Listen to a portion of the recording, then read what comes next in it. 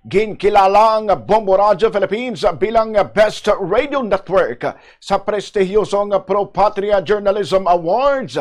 Ini isa ka recognition program nga ginapresentar kada tuig sang Rotary Club of Manila. Ginhatag ang award kadungan sang selebrasyon sang Rotary Club of Manila sang Philippine Independence Day sa Makati City. Ginpasidunggan ng Bombo Radio Philippines bangod sa mabakod kag malawig na nga commitment sa paghatag sang masaligan nga impormasyon, balita kag serbisyo publiko sa mga Pilipino sa bilog nga pungsod.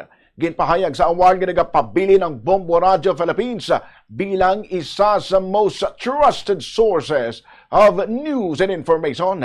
Gindayaw man ang mabakod nga presensya sa network sa mga probinsya kagang sahi isang programming nga nagatutok sa komunidad amo man ang pagdulong sa madasig nga balita kag serbisyo publiko sa ordinaryo nga mga Pilipino. Ini nga award nagakilala man sang dako kag importante nga papel sang Bombo Radio sa tion nga may mga bagyo, emerhensa o kung ano man nga kalamidad kung sa rin nagabulig ang mga istasyon sang network agud nga mapahibalo ang publiko sang pinakauli nga mga impormasyon para sa ilang seguridad.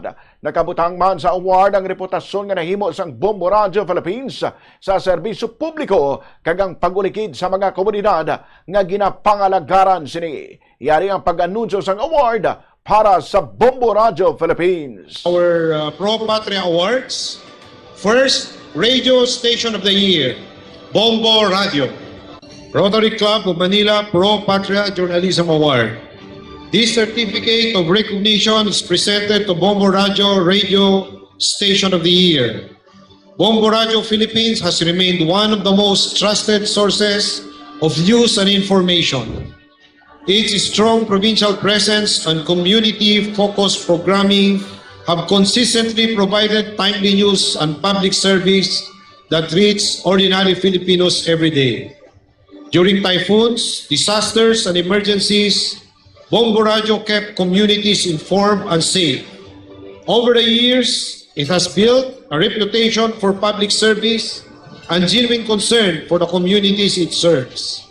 Its long-standing commitment to responsible and meaningful broadcasting makes it truly deserving of the Rotary Club of Manila Pro Patria Award as Radio Station of the Year.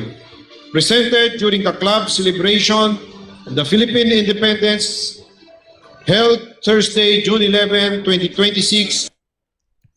Ang Pro Patria Journalism Awards amo isa sa pinakarespetadong journalism recognition program sa Pilipinas.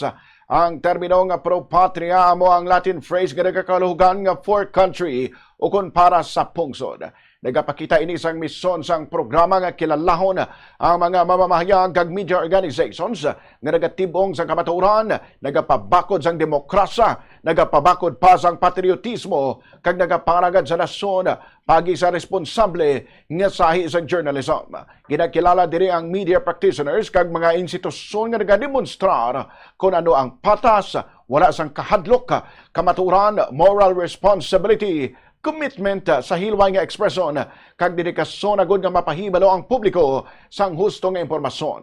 Ginapresentare ni sang Rotary Club of Manila nga amo ang una kag pinakaduga nga Rotary Club sa Asa nga natukod sang 1919. Ang Pro Patria Journalism Awards amo ang isa sa flagship recognition programs sang organisasyon kag ginakabig nga isa sa pinakaprestihiyoso nga pagkilala sa journalism diri sa Pilipinas.